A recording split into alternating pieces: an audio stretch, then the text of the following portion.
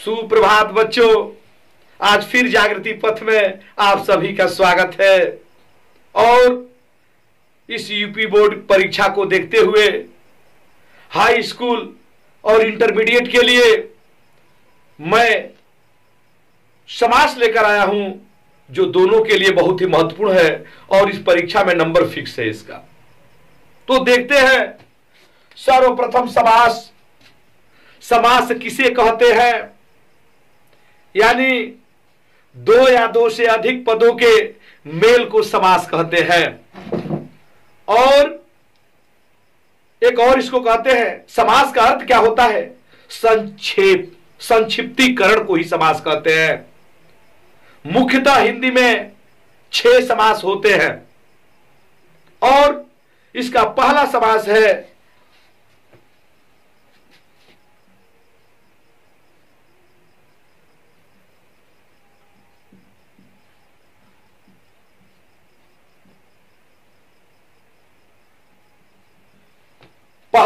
होता है तत्पुरुष समास। तत्पुरुष समास क्या है? यानी जिस समास में अंतिम पद प्रधान हो और पहले पद में विभक्तियों का लोप हो या कारक चिन्ह छिपे होते हैं, उसे जो है तत्पुरुष समास कहते हैं। जैसे उदाहरण हम ले लेते हैं,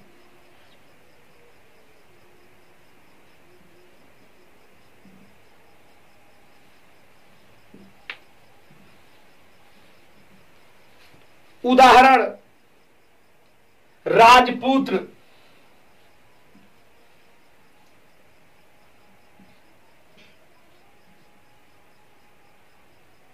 उदाहरण होता है राजपुत्र। इसका अगर हम समास विग्रह करेंगे तो चिन्ह को अलग कर देंगे, यानी राजा का पुत्र।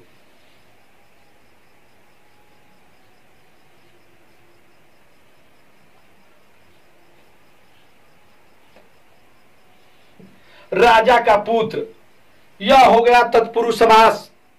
वैसे तत्पुरुष के भी 6 भेद होते हैं, लेकिन परीक्षा के हिसाब से भी वो नहीं है, इसलिए मैं केवल परीक्षा वाला बता रहा हूं।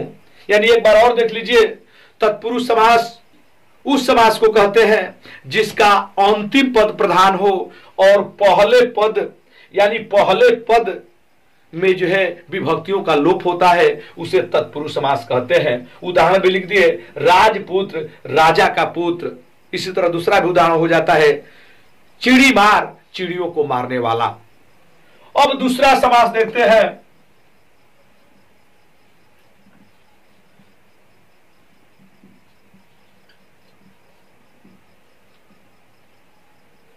दूसरा समास होता है कर्मधारय समास। यानी इसका परिभाषा हो जाएगा, जिस समास का पहला पद दूसरे पद की विशेषता बताए।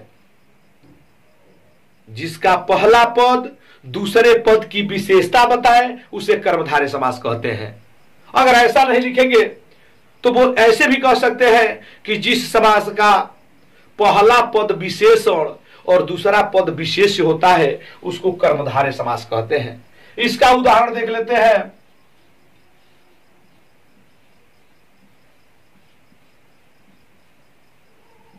इसका उदाहरण हो जाएगा जैसे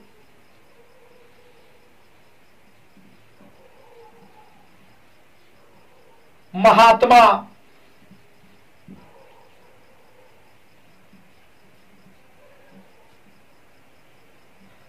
महात्मा और नीलगाय। इस कर्मधारय समास को जो है समास विग्रह करते समय एक बात का ध्यान रखना है कि इसको समास विग्रह करते समय इसमें जोर लगाकर हम करते हैं। जैसे महात्मा का करेंगे तो महान है आत्मा जो। नीलगाय का हो जाएगा, नीली है जो गाय, चाहे नीली है गाय जो, यानी गाय का विशेषता बता रहा। तो इसका हो जाएगा नीली है गाय जो। अब हम चलते हैं, इसमें अपवाद भी कभी कभी आता है, जैसे आ गया इसी में नीलकंठ आ जाए तो जिसका तीसरा अर्थ निकलता है वो बहुब्रीहि हो जाता है, इसलिए नीलकंठ जो है कर्मधारय में नहीं होता है। अब देखेंगे तीसरा समास।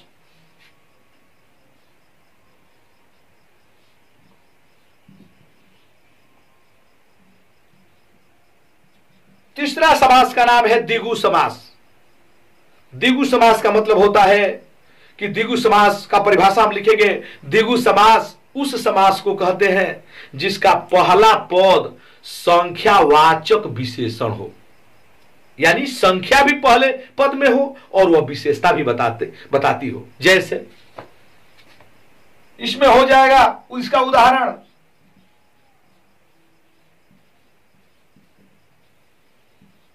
अगर हम द्विगु समास का उदाहरण लें तो इसका उदाहरण होगा त्रिदेव, चौराहा,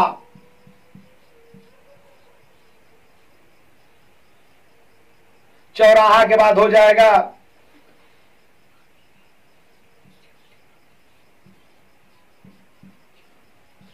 नवरात्रि। ध्यान देंगे त्रिदेव, त्रिदेव का मतलब होता है, इसका अगर हम समास विग्रह करेंगे तो तीन देवों का समूह, इसमें समूह लगाकर हम जो है समास विग्रह करते हैं। तो त्रिदेव तीन देवों का समूह, चौराहा चार राहों का समूह, नवरात्रि नवरात्रियों के समूह, इसका इस तरह हम जो है समास विग्रह कर देंगे। इसमें लगाने को यहां हम लिख देते हैं, इसमें समूह लगाकर हम करेंगे। अब चौथा समास है, एक का करके भी दिखा देते हैं यहां पे। जैसे त्रिदेव तो तीन देवों का समूह,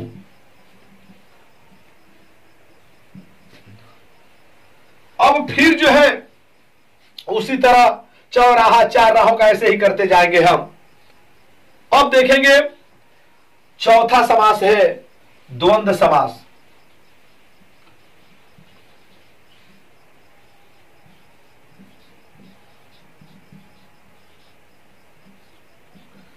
अब द्वंद्व समास का परिभाषा देख लेते हैं कि द्वंद्व समास वह समास है जिसका दोनों पद बराबर हो, इसके बीच में योजक चिन्ह होता है और दोनों पद बराबर होते हैं, उसे जो है द्वंद्व समास कहते हैं।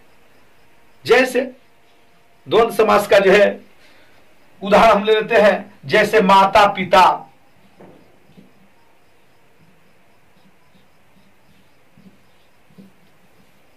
माता पिता ऐसा बीच में योजक चिन्ह लगा रहता है, समास विग्रह करते समय इसमें और लगा देते हैं। द्वंद्व समास का समास विग्रह करते समय इसमें हम लोग और जोड़ देते हैं बीच में, तो ये हो जाता है माता और पिता।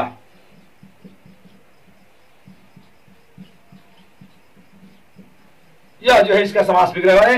इसमें समास विग्रह करते समय हम और लगाते हैं। अब पांचवा हो जाएगा अव्ययी।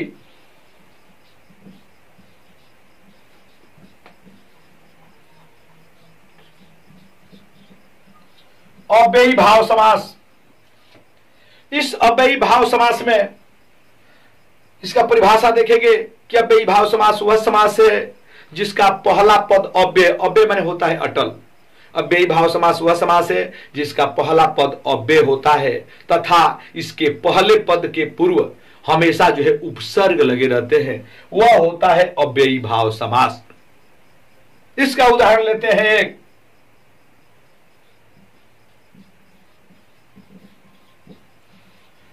इस अव्ययी भाव समास का उदाहरण है यथाशक्ति।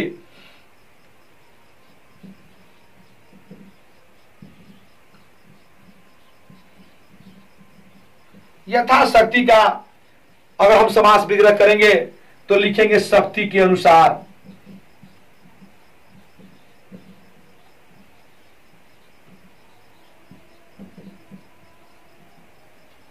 शक्ति के अनुसार।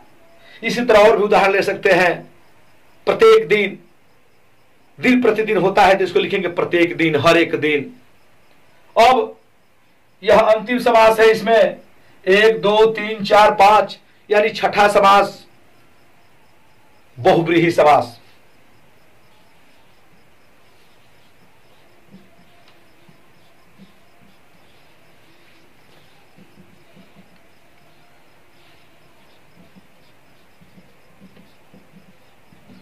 अब देखेंगे बहुव्रीहि समास का, दिख रहा है, बहुव्रीहि समास का परिभाषा होता है जिस समास में दोनों पद प्रधान न होते हुए कोई तीसरा पद प्रधान हो जाए।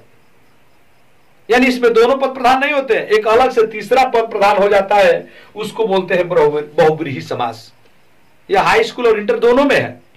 तो क्या लिखेंगे कि वह समास जिसका जो है दोनों पद प्रधान हो उसे बहुव्रीहि समास कहते हैं। उदाहरण जैसे हम लिख सकते हैं, उदाहरण लिख लें।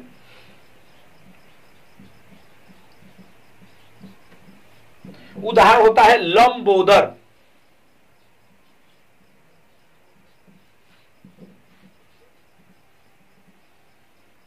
लंबोदर, लंबोदर का अगर समास विग्रह करें तो पहले तो इसका संध हो जाएगा लंबा धन उदर, यानी लंबा प्लस उदर। लंबा है उदर। अब इसके बाद लिखेंगे जिसका वह, यहां लगाते हैं अर्थात। अर्थात लंबा है उदर जिसका वह, अर्थात अब जो नाम आएगा, जैसे लंबा है उदर जिसका वह, अर्थात लंबा है पेट जिसका वह, अर्थात सीधा यहां पर गणेश। गणेश, लंबा है उदर जिसका वह, माने लंबा पेट किसका है तो गणेश का। ऐसे ही आता है दशानन, 10 है आनंद जिसका वह, अर्थात जो हो जाता है रावण। तो अगर यह समास अच्छा लगा है तो जरूर आप लोग लाइक कमेंट जरूर करें और इस वीडियो को अधिक से अधिक शेयर करें, ताकि जो है मेरी आने वाली वीडियो का सब जो है आप लोगों को जो है जानकारी मिल सके।